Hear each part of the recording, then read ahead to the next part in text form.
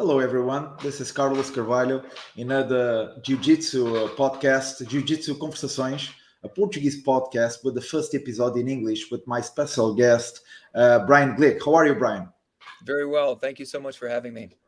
Thank you very much for being here. Okay, I'm a follower of your work, and you have touched me with some techniques and some philosophies, and you're one of the persons that I think it can give a lot of contribution. You're not known like by being a kind of a world champion, but in teaching you have a tremendous influence, and I do believe you have a great work and a very good background. I know that in the last week you have been in Texas with John, and you haven't since they moved from New York to Texas. Is that correct? All right. I'm still up here in New York. Yeah. Yeah, you're still in New York, but he's now in Texas, correct? Yes, he has. Yes. So you spend less time together. Is that correct? That's true. So how was this last week? I saw a few pictures. Bruno Lima was also there. He's a Portuguese champion. He was training with John for a while. You still catch him, right? You still saw him on the mat. Yes. There were a lot of great people. I mean, the room was really fantastic. Being back down there, being with John, being with all the guys was really like a homecoming for me.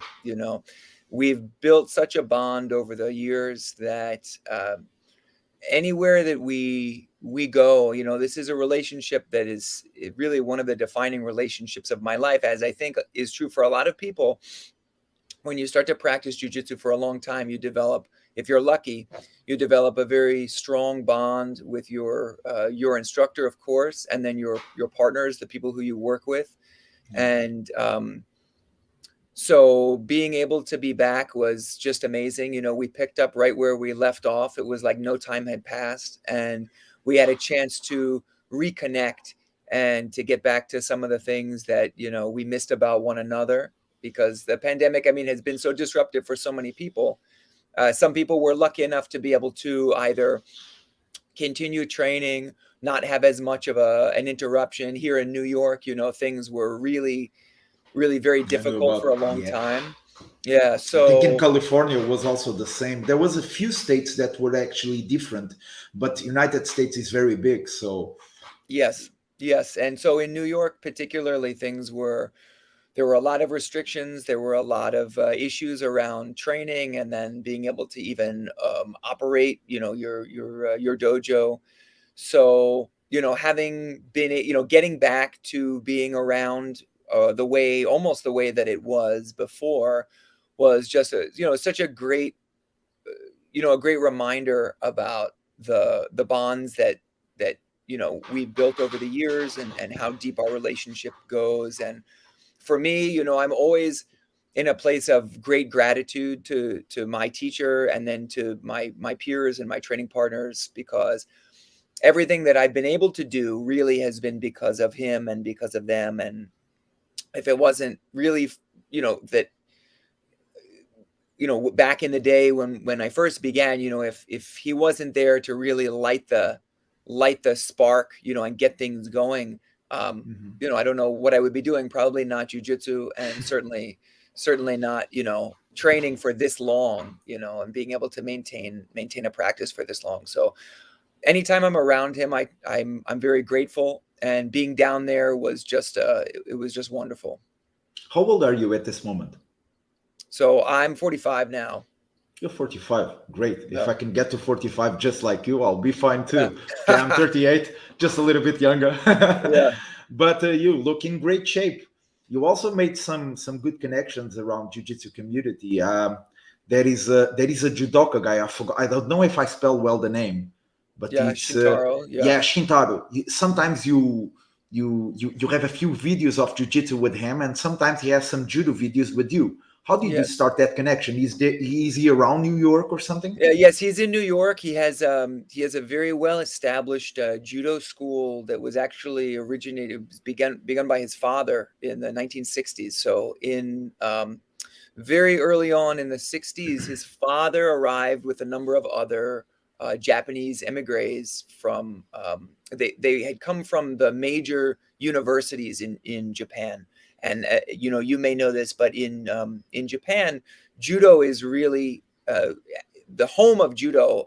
Most people know like the Kodokan and other Yes. large schools like that, but really the universities are where judo flourishes. And so most of the best, if not all of the best judo competitors come out of different universities. And so his father was the representative of one of these universities and came to the United States in order to be able to share and teach judo along with a number of other people. One of my very first judo instructors, Sensei Shino, was from the same group, different university, but same group.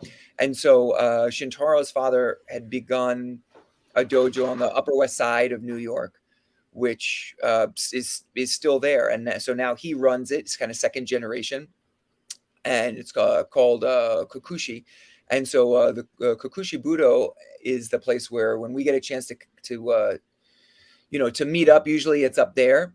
Mhm. And he and I have been friends for a long time, actually. I was introduced to him. He came to Renzo's. He came to the Blue Basement years and years ago, and has always just been such a standout martial artist, regardless of what Yes. style. His jiu-jitsu is really great. Of course, his judo is world class, and he's a very well accomplished wrestler also in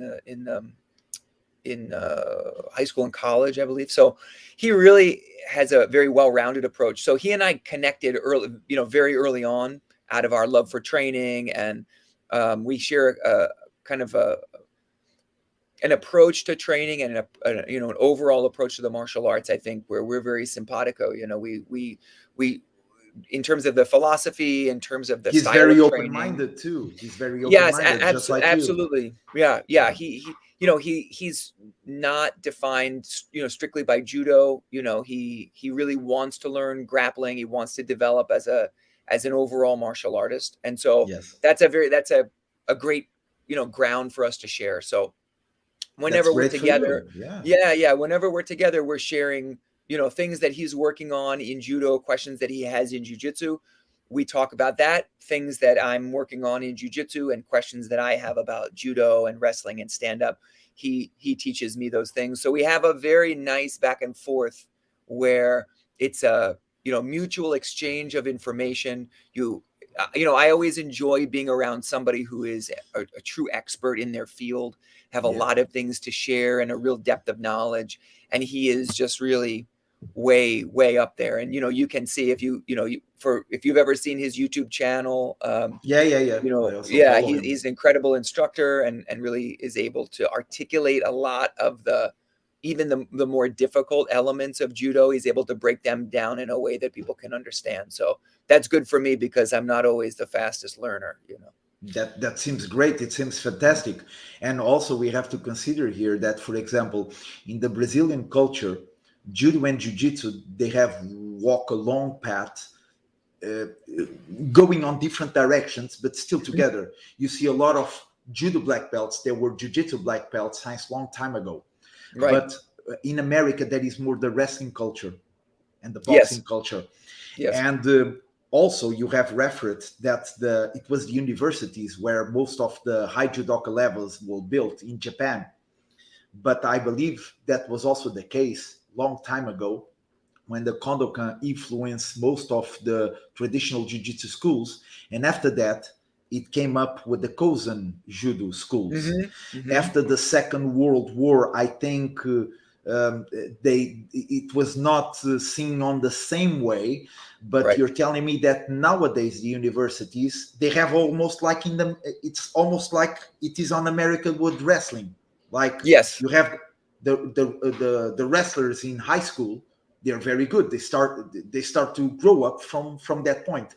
And you're saying the same from the judokas in Japan. So it doesn't mean that they don't need to be Kodokan practitioners. They just can come from a great university in Japan. They can be great judokas. Is that what you're saying? Yes, that's exactly right. And if the university players in Japan are just out of this world from everything that I've heard and seen. They're just really phenomenal. And even the people who are fourth or fifth stringers would just, wipe the floor with just about anybody else. The level is so high, and there's just such a depth. I mean, of course, the martial culture in Japan is centuries old, and it's so inculcated into people's daily lives and the lives of people. It's almost as if for people in Brazil, or even in Portugal, it's like soccer, football. Yeah, yeah, Everybody yeah. does it. It's Yeah, yeah, everybody yeah, does yeah, it. You yeah. nobody asks you if you want to do it. You do it, like, because all your friends are doing it. It's a cultural experience It's a almost. cultural experience. Yeah, Like yeah, everywhere you go, you see yeah. symbols, you see Right. relations, you see family members doing something around it, and it's a Yes. kind of a, even and for many kids in families, it's a kind of a dream to follow Right. sometimes. That's Yeah, right. and Yeah. but that's what happens here with soccer. Yeah. Yeah. Not actually the martial arts yet, but Yeah. maybe in 20 years, maybe we can start having more of that here in Right. Portugal at least. But that is the culture things in each country. It brings a few difference and a few things that are similar if we compare with some other sports, and that was an interesting point that you just brought. But what about you? What about your philosophies and your influences? I know John Danaher is there deep in your heart, in your experience of life, but uh, for example, when I see your posts on Instagram, I see that you make your own posts, you say your own words, you express your own thoughts, and even having a similarity between the teaching and all the learning you had from John, you are you. So, until what point did you build your own philosophy, your own understandings, and how many people have influenced the way you think now along these years? Yes. Yes. I think as practitioners, we have so many people who have, they come along and they show up in our lives, and even though they may not have a very long lasting impact on us, or like they may not be as powerful an impact as like a single mentor, or someone Mhm. who um, burns so brightly in our minds or in our hearts. We have a lot of people who come along and they make small contributions to who we are and how we are. And I think it's important for us to really keep in mind that a lot of anybody, and this is true for people, I think, who are world champions, and then there are people who, anybody who's achieving any, high level of people who are accomplishing things at high levels in any field, but in jiu-jitsu in particular, people who are our training partners, people who we see day to day, they are creating, they're giving us the ground that we can stand on in order to be able to learn new things and discover new things for ourselves. So, I mean, over the years, I've had so many amazing training partners. I've had people who have maybe not necessarily been names that you would recognize, or that people would recognize, but who have been very consistent.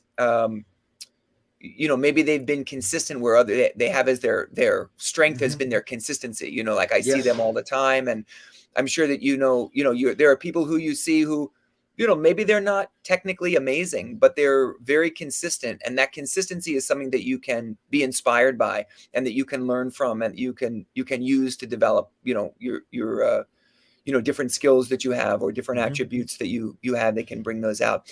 You have some people who are incredibly patient and very resolute, people who, again, maybe they're not,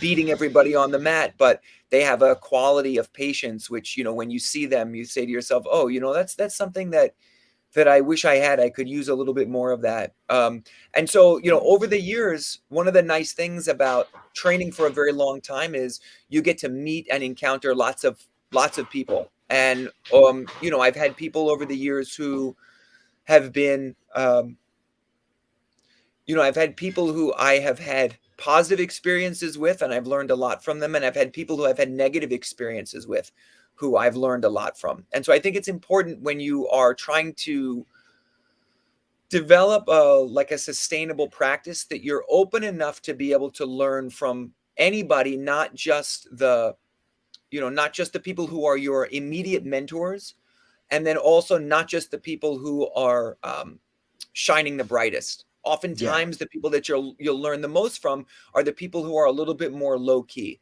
and there are so many people like that for me over the years. And a lot of times those are people who never went on to get their black belt, or they're people who trained for a little while and life got in the way and they had to quit, and they still were very profound influences for me. And so whenever I have a chance to sit back and reflect on, my own practice, or things that I'm working on, or problems that I'm trying to work through, I will often think about the contributions that those people made, and then use that as a jumping off point to consider a different way of looking at things. So Well, it seems great that, because what you're saying is that many of the people that had influenced your work, they are anonymous to us, but you know their names, and and you still remembered at the time they were with you, and they share some experience. And you refer also a good thing that some people usually, at least most people that I've been interviewing, they don't refer too much, which is like bad experience also make us grow. And of course, when we are connecting like we are here, or when we meet some people, we always like to speak, and it's good to refer the good experience, the things which are good. But right, we all have negative experience, right, and that negative experience in any social activity happens, just yes, like the way it happens in jiu-jitsu. And yes, sometimes we don't absolutely. know, that we need some experienced person, or an honest person, or an opportunity with an honest person that could give us an advice about that kind of experience. Would you agree with that?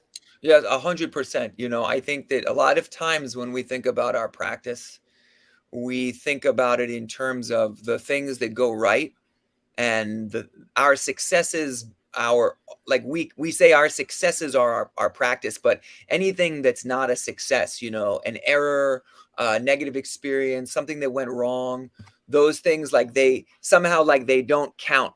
They're like, Yeah.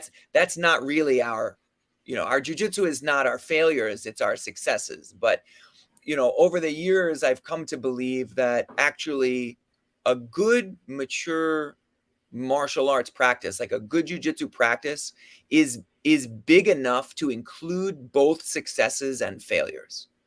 If your practice isn't big enough to include your mistakes, then it tends to be very, very narrow. And when something Yes. is very narrow, you're very protective of it. You're very defensive. And when we become very defensive, we become very reactive. And when we're reactive, we're never thinking as clearly as we are when we are in a when we're in a state where we're being proactive, when we're calm and like we're open-minded and we're considering all of the options. It's in those moments that we can make good decisions.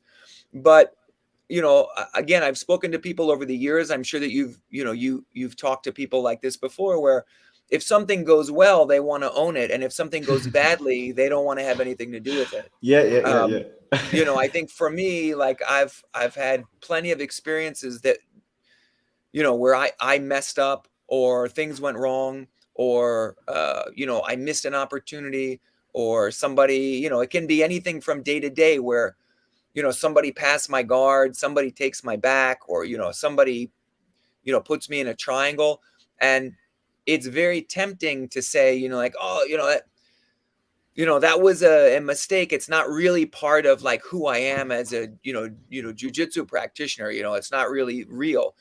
But actually, it's very real. It just happened. Yeah, exactly. That's right. It just Just happened, and maybe happened. it will happen again if you're not really, owning it, like taking it on as part of your experience. So I think it's a very tough thing to do, but I'm a big believer that you don't only have to learn, by the way, you don't only have to learn from your own negative experiences. You can learn from other people's bad experiences. That's really that's the Sure. best way to do it. The best way is learning from your own mistakes is fine, but learning from other people's mistakes is even better. So if you can become a very good observer, if you can train your observational skills to see what's going on around you, and not only are you focused on yourself, but you're also aware of what's going on with the other people around you in the room, or when someone asks a question to the instructor, you're listening to the answer, even though you weren't the one asking the question. You can often learn as much from other people's errors and mistakes as you do from your own. And then the good news is you don't have to make the mistake yourself. You can just get the lesson from it. So Yes, of course, it makes total sense.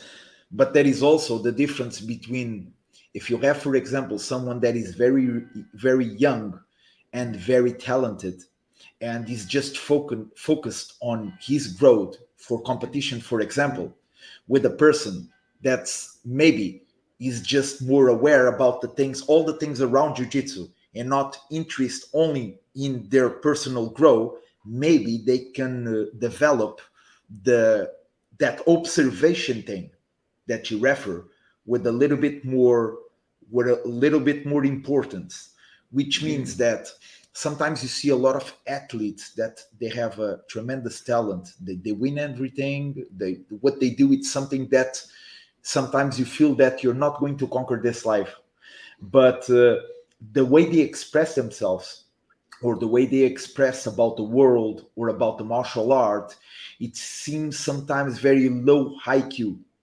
Do you think that part of that reason, independent from the personal aspects and the things that we are born with and we can live with it an entire life, it's due to the lack of observation and attention on the mat? Would you agree Yeah, with that? I think that there are, it's interesting, in general in jiu-jitsu, we tend to find that there are, not only in jiu-jitsu, but in a lot of different fields, we find that there are skills and then there are attributes. And, one of the things that, the way to differentiate between the two of them is usually very simple. If there is something that you've learned or that you can learn, it's usually a skill. And then if there is something that you are naturally good at, or it's not something that you were ever taught, it's just something that you have, that you bring to the training, you bring to jiu-jitsu. For instance, flexibility, Yeah. or long arms, right? Or short legs, or how tall or short you are. Those are things that are attributes. And so attributes, of course, they can't be taught. I couldn't teach you, even if I had a million years, I couldn't teach you to have longer arms. I couldn't teach you. I might be able to teach you to become more flexible, but Yes. there would still be a limit, and that limit would be governed by how your body is made, And so when it comes to skills, on the other hand, if there's something that can be learned and I'm a good enough teacher, I will be able to teach you that skill. Okay. I think that what happens is that there are people in jiu-jitsu who, we all do this because we all bring different attributes to the training. That's just the thing that we show up with. Some people show up and they're naturally fast. Some people show up and they're naturally calm. Some people show up and they naturally, again, like have, little feet, or, long necks, or one of these other Yeah, things. yeah, yeah, yeah. And so we show up that way. And we all want to make the best out of, we want to be able to use those attributes to the best of our ability. And so I think sometimes what happens is we show up and we focus on making the most out of those attributes. And we end up with an attribute-based approach to our jiu-jitsu. And there's nothing wrong with that. Okay. It's not like a moral judgment. It just is like, that's just how it is. We want to, and so you can end up doing it that way. On the other hand, if you show up to jiu-jitsu and you don't have very many useful attributes, like there might be an attribute that you have that just has no relevance at all to jiu-jitsu. Maybe like your hair grows really fast, Yeah. it doesn't matter for jiu-jitsu, but like, Yeah. for a lot of us, like we show up and there are certain attributes that we may have, but they don't really link up, like for me, I can speak for myself. I wasn't particularly fast. I wasn't particularly, I was a little bit flexible, but not really. I was not particularly strong. I never really did sports before I did jiu-jitsu. So I didn't have any of those things to build on. And as a result, I had to rely a lot on learning skills. And one of the things that I linked up with directly with my instructor right away was this idea that you can compensate for your lack of attributes through the skills that you learn.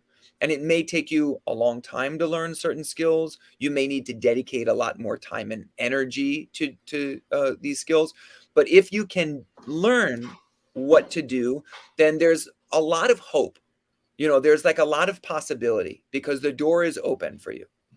And I think one thing that can happen is when people rely a lot on their attributes and they end up strengthening their strengths instead of strengthening their weaknesses, they have sometimes an imbalance in like the skill attribute relationship. And the reason that I think this is, I'm just noting it. Again, I don't think it's good or bad. And I think for someone who is very competition oriented, you want to have your attributes be as sharp as they can. So if you're very flexible, you'll want to have a lot of flexibility, and then you'll build your competitive career around your flexibility, and you'll add a couple of other things in there. Yeah. I think that there's a track that people follow in terms of their competition where they want to be what we could say they're strengthening their strengths. Yeah. However, I think as a practitioner more long term, and once your competitive career is over, or if you're not really a competitor, or if it's just something that you sometimes like to do, but really what you're more interested in is the overall arc of mastery in jiu-jitsu, or developing your skills to a point where you're maximizing your potential, that sort of thing, then the chances are good that you'll be more interested in developing different skills, because you'll have a broader range of things you can do. You don't have the same kind of like time pressure that you do with like, okay, the mundials are coming up, or Pan Ams are coming up, so like I got to get ready and I need to make sure that I have everything in the box and sharp and as tight as it can be. I don't have as much flexibility and looseness to explore other things. But when you get to a certain point in either your competitive career, or it's just not that, competition is not the thing you're focused on, then you can really start to stretch out. And when you start to be willing to stretch out, you have like a natural interest in observing what's going on around you. You're more curious, I think, not to say that people who are, you can be curious no matter what you're doing, but I think that when you have more time, and you have more time to be introspective and considering a longer, lifetime of your practice, you start to ask questions. Why doesn't this work? Could I, is this a track that I want to go down? Can I make this thing happen? Do I have enough time? And so I think you end up with a situation where people who have a sense of urgency around their training because of, competition, or there's kind of like a, like a period in which you're going to be doing this work. It's a little bit shorter. You want to maximize that. And so you're maybe not as thinking as broad, you're thinking deeper.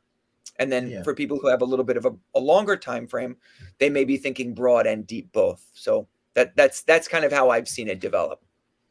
But there are still those who, for example, are great competitors and they think in the long term, but people who see them in action, they think they are not thinking on the long term. And I believe that happens a lot with Gordon Ryan, for example, because if a lot of people, they just judge him by the interaction on the social media, they just will criticize in all aspects. But every time I see him instructional, every time I see him speaking seriously about a result, about a perspective, about the technique, about the concept, he does everything right. So there is a lot of intelligence on that. So he have learned a lot from that. A lot of I believe that in that room where you all train together, and that group of influences you had there, probably in New York, Renzo Gracie's academy, you have a lot of helping students in how to think. How to think. Yeah. Will you agree with on that? 100%. Something I think people overlook often is, Gordon's, you can see, in his Instagram handle, it's not Gordon owns jujitsu, and it's not Gordon, crushes jujitsu. It's Gordon loves jujitsu. Yeah. That's the thing. And I Yeah. think people overlook that, and they feel like, they get caught up in, some of the controversy, or, some of the stuff that he says, and, his position in the grappling world. But at the very core, he does love jujitsu, and he really has a deep, abiding love for learning it. He likes, teaching it, sharing it, training in it. And to me, that's really the thing that is operating underneath all of the other stuff. And again, it's not, like I said, it's easy to overlook that. People often, they often forget that, but to me, that says a lot. The guy is really passionate about training and learning and being systematic and understanding the proper methodology and making good decisions, in that way. And you like you were saying, when you listen closely, and he's talking about jujitsu and he's sharing it, you can get that. It comes across. And to me, that's one of the things that's very powerful when you are really anchored into something that you believe in, that you appreciate, that you're grateful for, and it's contagious. Other people are around and they see it and they feel it, and this is something, again, that you as an instructor, I think you probably understand this, but sometimes people feel like, I think they need to be the most technical instructor in the world in order to make an impact in the lives of their students. But the truth is that most students don't really care whether you are in the top 2% of, like of like technical instructors. Yeah. And how can you ever evaluate that? How can you ever judge you that? can't, It's like, right, exactly. it's very subjective. It's like, yeah, you can't. And at the end of the day, that matters less than whether or not you are really engaged, physically engaged, so you're on the mat, mentally engaged, you're thinking about not just the, what you can get out of the training or what you can get out of the experience, but really what you can give back in as a student, I'm sorry, as a teacher to your students. When people see that, it's encouraging. And like I was saying before, like there's a sense of hope. There's a sense of, and I use hope in kind of like a funny way, but I think, there's a sense in which there's a sense of possibility, for people. And hope has a possibility. Yeah. And I think that people are feeling that they always have a possibility. Like you were saying before, the open door. There is always the open door. So that's what I catch from what you were saying. Yeah, that's exactly right. And jiu-jitsu, like for a lot of the reason that we showed up to do jiu-jitsu at the beginning was because there is the possibility that the people who we were when we walked in the door, there's like, that's not the end of it.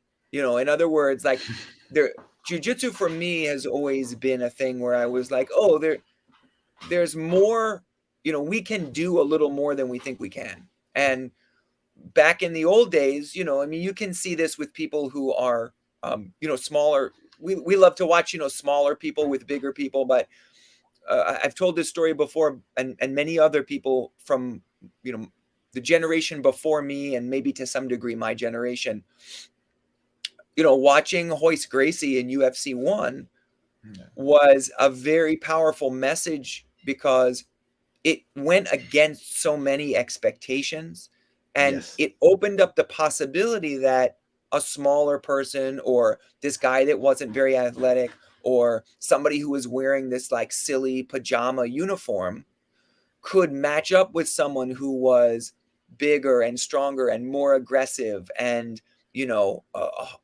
could punch and kick and all of these things. And more than just the fact that he submitted people or he did jujitsu, was this promise, this like possibility that, we could also do it.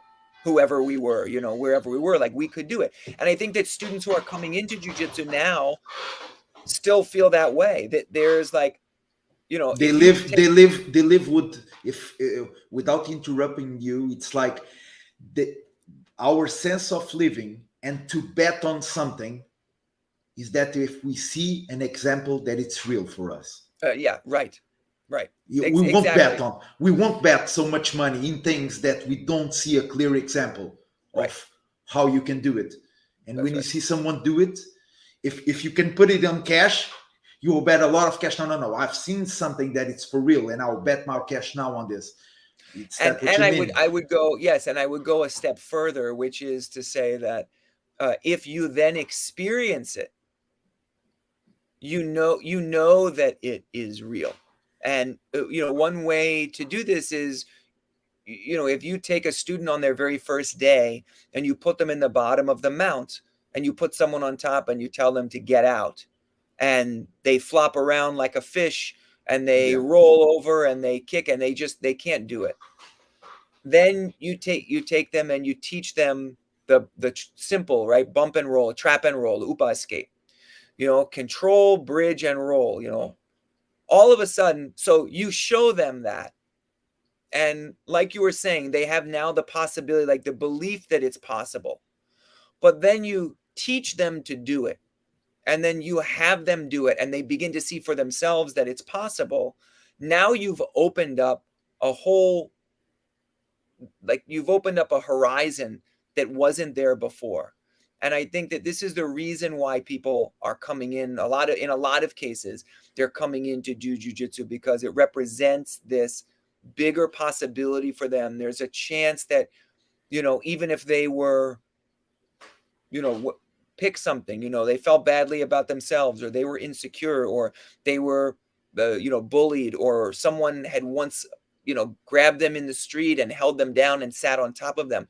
When you show them that there's an actual technique, there's like a very clear path for how you do this, they start to begin to believe that it's possible for them to do that and other things as well. And now from there, now you have, like I was saying at the beginning of when we were talking, now you have a spark that is, prepare, it's like preparing to become a fire.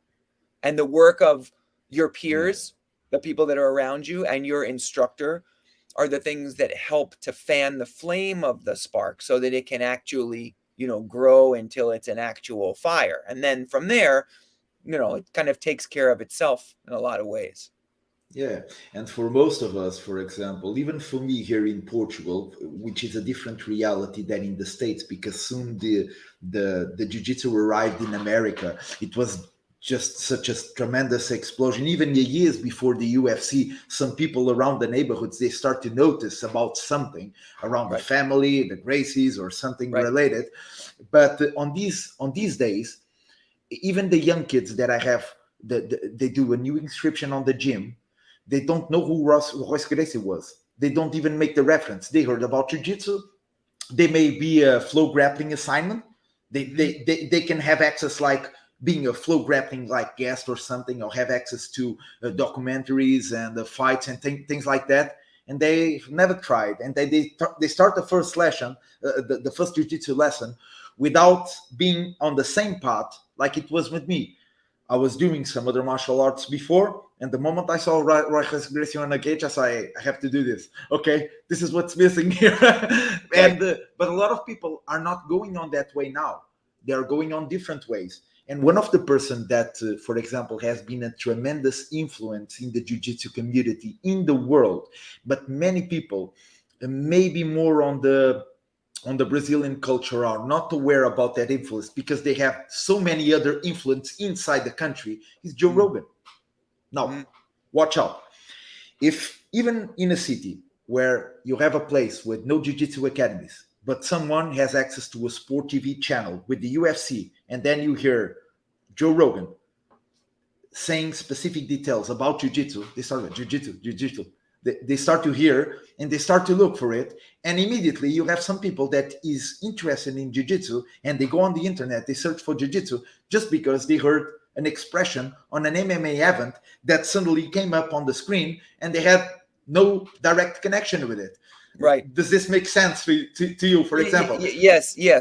And we're in a situation in the world now where, because the MMA is so prevalent and there's so much access to it, there's so many events. There's a UFC every weekend, sometimes, and there are also smaller events, and then other big events that are other big organizations overseas like ONE, and you have a new awareness of MMA, and as a result of jiu-jitsu. And so, yes, you're right. A lot of people are now, they're coming through those, like they're finding out, about the training, and they're finding out about jiu-jitsu through these channels. And I think that, that's as good a way of being exposed to jiu-jitsu as any other way. Plus, I think, for people who are interested in it, it offers like a counterpoint to some of the striking arts and some of the sorts of things that you do see in UFC and ONE and in MMA, because jiu-jitsu still retains its philosophy even in the cage. And so, but by which I mean, you have you'll still have fights where people are, just standing in front of each other and banging. You're going to have people are punching and kicking, and a lot of times, I think, especially in the UFC and some other organizations, grappling is a little bit more prevalent, but in the UFC, they do like boxing and kickboxing, people standing up and fighting. But there is like the efficiency, and in many cases the elegance and the kind of the cleanness of jiu-jitsu. It still comes through even in these like really bloody battles, And so I think that for people to see that there is another way, and there are always, people have always been interested since the beginning of human history in, one person punching another person in the face. It's this kind of like. That's in the movies everywhere. It's in the movies, and it's in the movies, and it's mind blowing. It's mind blowing. Some people go around, they never saw a fight. Actually, they see something happening around with someone getting punched on the face. It's mind blowing for them. They never saw that. It's like it's normal for us. It's normal for people that are inside martial arts, but people that are outside, seeing a punch on the face is quite terrible. It could be fun. Yeah. It could be fun for them, but it could be terrible. Some people just stay terrified. It's like, what the hell? And for sure, it's right. It's right. And I think that a lot of times when people who are not, martial arts like or MMA, aficionados, when people are watching, I think there's still a sense of like, I don't know, like I wouldn't want to be that guy. I mean, I don't know. Yeah. I don't know if I would want to get. I wouldn't want to be the guy getting punched. Like, I guess maybe I would want to be the guy punching, but I don't, I think that most people who are watching, I don't even think they want to be that guy. But on the other hand, I think with jiu-jitsu, there is a sense of like getting to the heart of the problem very quickly. And ultimately, this is at the root of good jiu-jitsu is that, you're reducing a lot of risk by bringing things down to the ground. I mean, this is the core of jiu-jitsu. You're going from a very uncontrolled environment where we're standing up. Anything could happen. We could both get knocked down. You could knock me down. I could knock you down, but then I could, land on the bottom. And if we don't have ground skills, we're not going to know exactly what to do. Whereas jiu-jitsu has a very, one of the things that's always characterized is very clear sense of direction and, a clear path. Hopefully, if you've been training, it's clear. But, in general, like a path from where you are to increase control to ultimately the submission that closes out the fight or closes out the conflict. And one of the things that my teacher, always taught us, even from very early on, was, he used his definition of jiu-jitsu to be able to, instill this idea, which is, jiu-jitsu is the science of control leading to submission. So we have a scientific approach that allows us to control somebody else and then eventually get to a point where they have to stop, and then the fight can be over or the conflict can be over. And so I think, again, even though people are watching UFC and they may enjoy some of the, the battles there, and it's good, it's entertainment, but I think when it comes to people who really want to train or want to get into the martial arts, jiu-jitsu still has the appeal these days that it did back in the day from, in UFC 1 and 2. It's still that same thing. It's like a very efficient, clean, clear way of controlling somebody and then moving, moving closer and closer and closer to the finish until everything is over and, you're in a good place. And also connected with the other thing you're saying previously, which was the long-term things, the long-term practice, the long-term observation along the time. It's not like sometimes you see a few examples of people that you met when they're 50 years old or 60 years old. And if you ask them what they did on their life, they can say, oh, I was a kind of an amateur boxing fighter or an amateur this. They fought a lot, but then they got injured. They got something that happened that was terrifying for them, and they never went further. They stopped learning. They stopped the practice.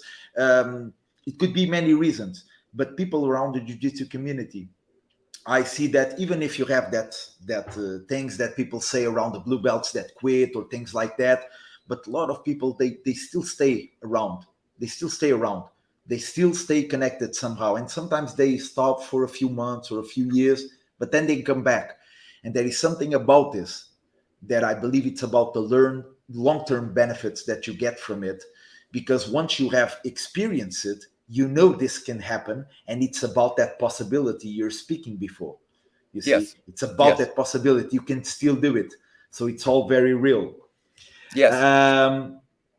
Please, Brian. I was just going to say, I think jiu-jitsu has the potential to be a very sustainable practice for people. Oh, for sure. I think it's hard to be, it's hard to be boxing.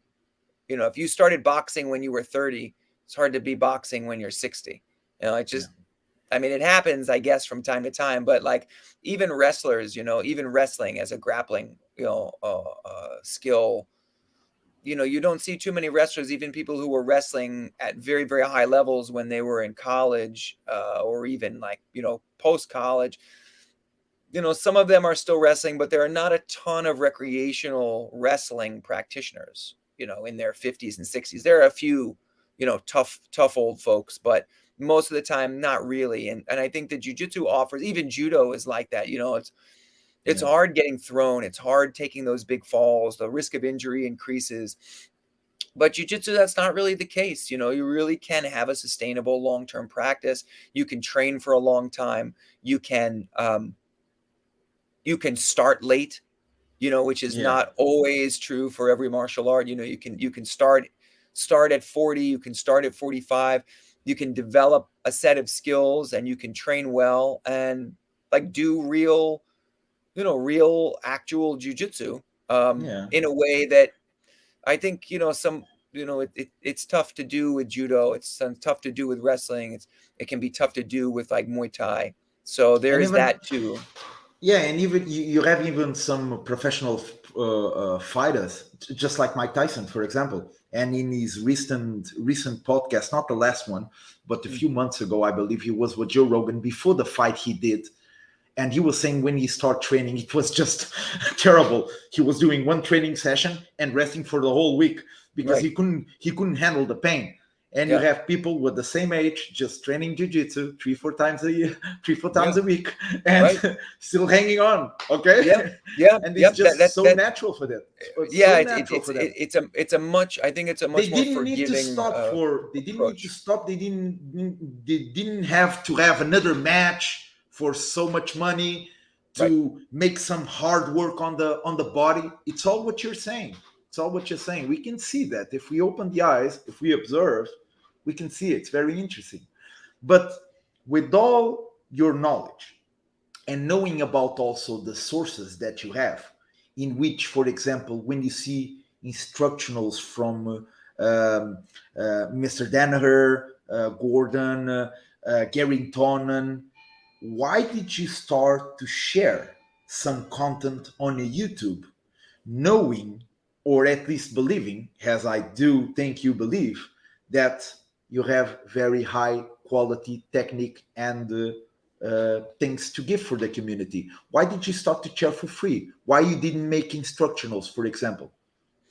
At the beginning of the pandemic, my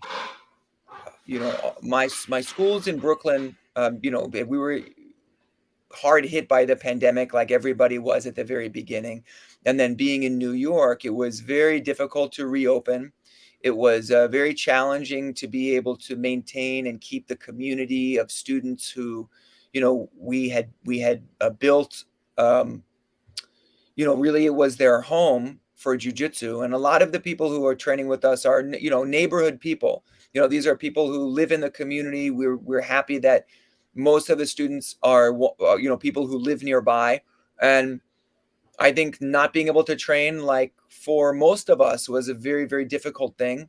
And so one of the reasons was that I wanted to have a way to be able to continue to connect with the students that we serve, people who are training with us. And it was during a time when they didn't really have access to me, or they may have been used to, a lot of them were used to seeing me, all the time. And all of a sudden it was like that was taken away. And so, I felt the same way, about my own instructor and my own training partners. I think everybody felt like that. So to me, the originally the idea of the YouTube channel was to be able to just have a place where all those people who had been training with us could still watch.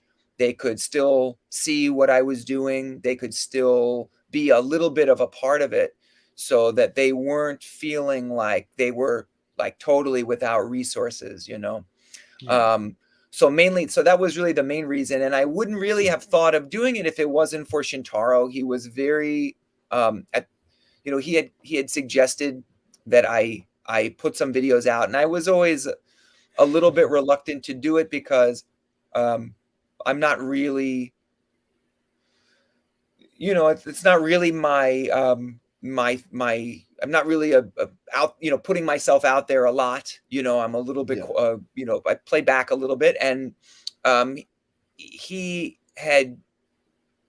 took him a couple of weeks to convince me to do something. And I said, I would try it. And he said, I think people would really benefit from it. And I think he said, I would benefit from it. And I was like, okay, like if you think people would appreciate it, then for sure, I'll try it. And then I started doing it, and I got good feedback from students, and then other people also appreciated it. And I think that really, during this time where it was, we were separate from one another, not just me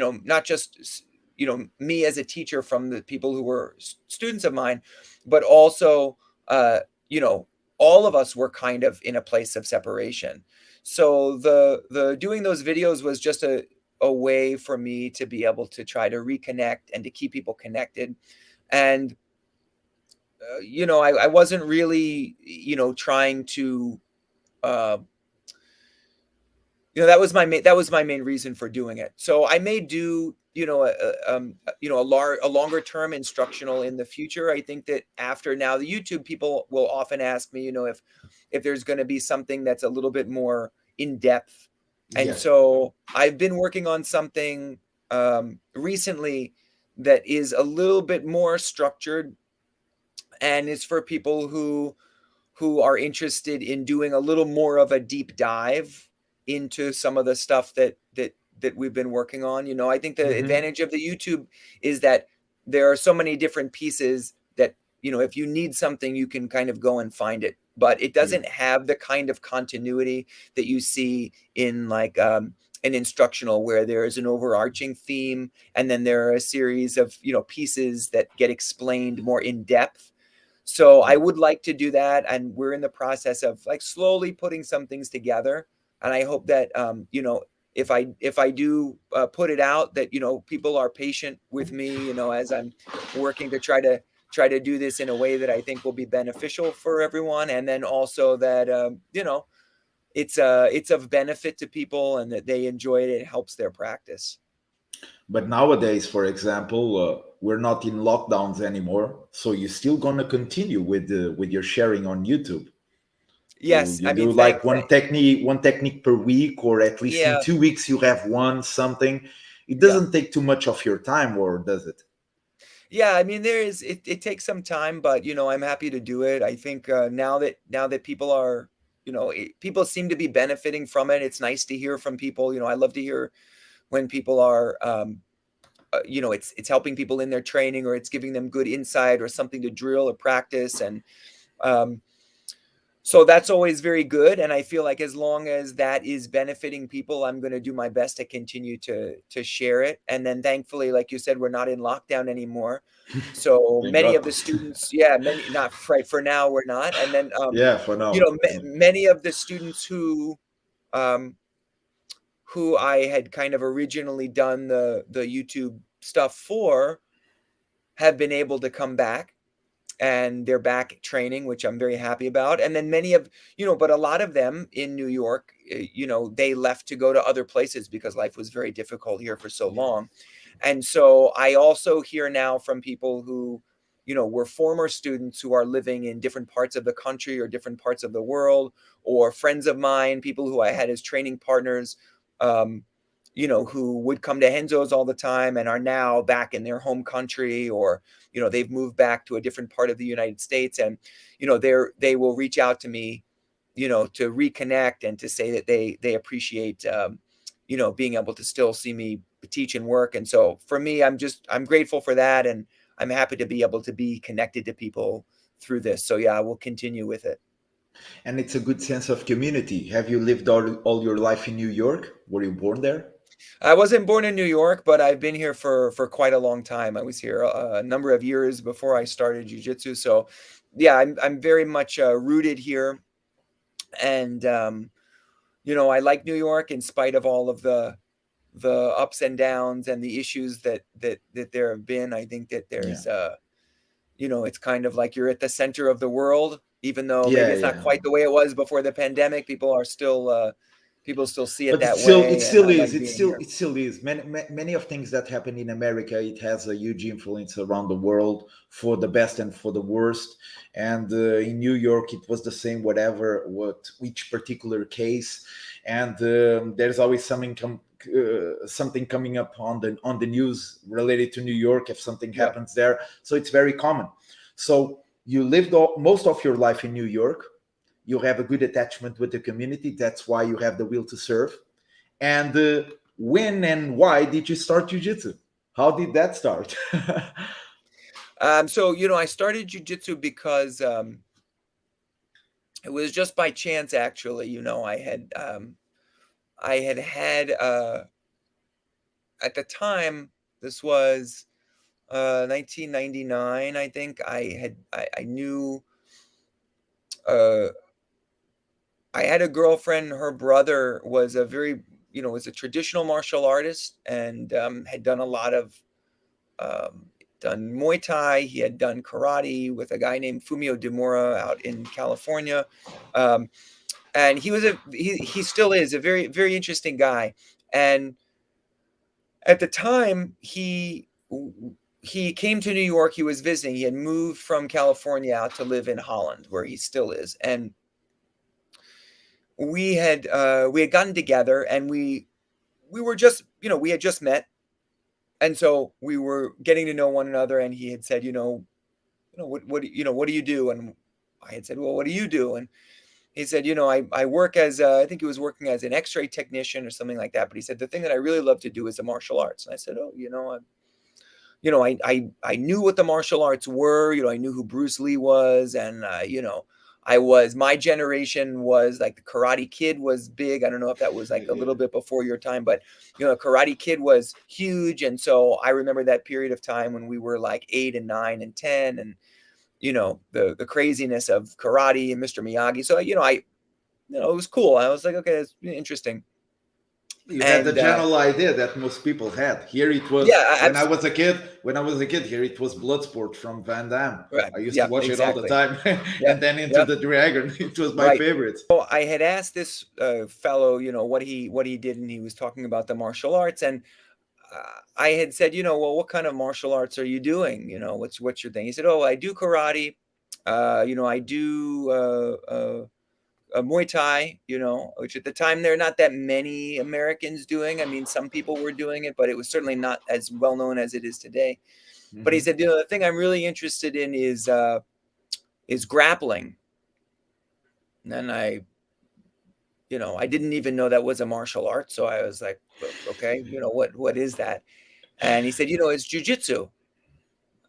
And that didn't mean anything to me either. And then he said, it's like ground fighting. And I looked at him,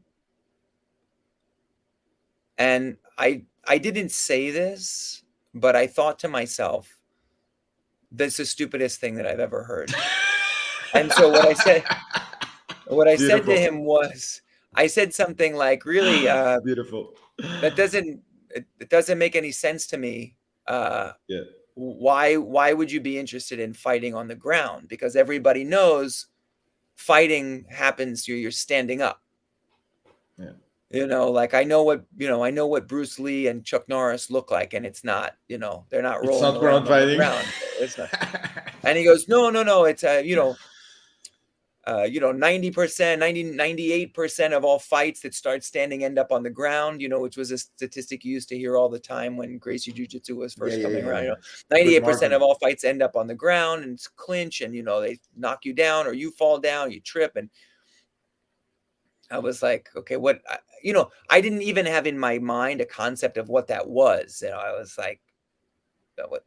Okay. You got surprised. Yeah. So I said, well, what is this? It's like you're punching people on the ground. No, it's grappling. It's grappling. It's not punching. I said, okay, so what are you talking about? So he said, I'll show you.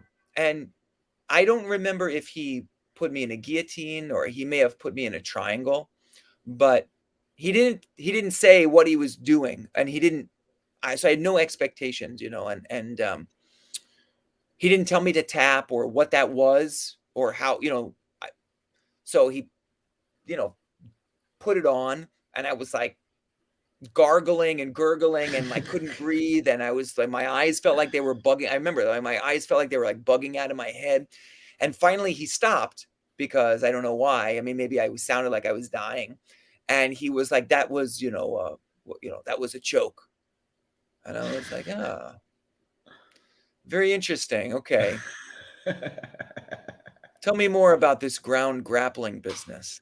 And he was like, oh, well, if you want to try it, there's a Gracie Jiu-Jitsu. Gracies are the family that started Jiu-Jitsu. There's a Gracie Jiu-Jitsu school in New York. And it turned out that I had to kind of figure out where it was, but it turned out that Renzo's was at the time like six or seven blocks away from where I was living. And so I decided one day to go and see what it was like. And I walked in the door. The first person I met was John Danaher. And then beautiful. That was the rest. Then the rest of my life went from there. So it was a pretty interesting way of finding out what jiu-jitsu was. Yes, and very funny as well. In that thing, you were also very similar to many of us that have. I've heard already people saying about some experience surrounding their first connection with jiu-jitsu, or the first time many people they didn't know what it was. Right. Here in Portugal, you have the Japanese jiu-jitsu a lot, and many Mm, people still confuse them. But on these days now, 20 years ago, it was like that. Now they start to understand that the jiu-jitsu, it's the Brazilian one, and it's right, quite different. And right. it has all changed now. So, for example, for you, now that you have such more than 20 years and more than 20 years practicing jiu-jitsu, right? As a teacher, you've been a black belt for how many years, Brian? Uh, let's see, 2006. So what is that? Uh, 14, 16 years. 16 years. That's great.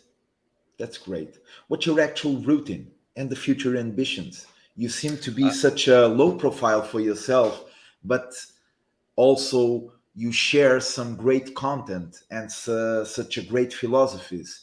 Do you have any idea where you can get? um, I mean, for my daily routine is the same. I try to keep it the same as it's been. I train almost every day. And one of the core philosophies that again I learned from my teacher was, you don't have to train hard every day, but you do have to train every day. So I try to make sure that that's part of my daily routine.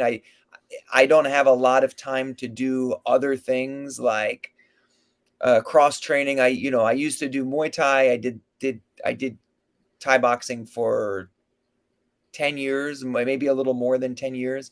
And then I had some other responsibilities that I had to attend to, and so now it's just jujitsu. But I make sure that I'm doing that as often as I can, and it's not always hard training where we're going as 100%. But I need to make sure that I'm doing something. It's gi, it's no gi, it's standing, it's wrestling, it's judo, it's groundwork, it's drilling, it's practicing. So that's my routine, and then I often find that whenever I try to make plans, things end up going a little bit of a different way than what I expected. So these days, especially, now that we're kind of living in a world that's been ravaged by the pandemic, Yeah. where we were just, basically day to day, and sometimes week to week, if we were lucky, it was, 2 weeks to 2 weeks. I try not to make too many Yeah. plans now.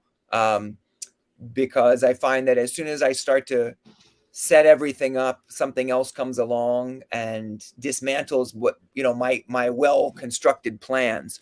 Yeah. So my hope is for the future to be able to continue to train and to teach. Of course, I'm enjoying the getting back to teaching now, and now that the schools are open and people are coming to me once again, it's been a real pleasure to be able to do that.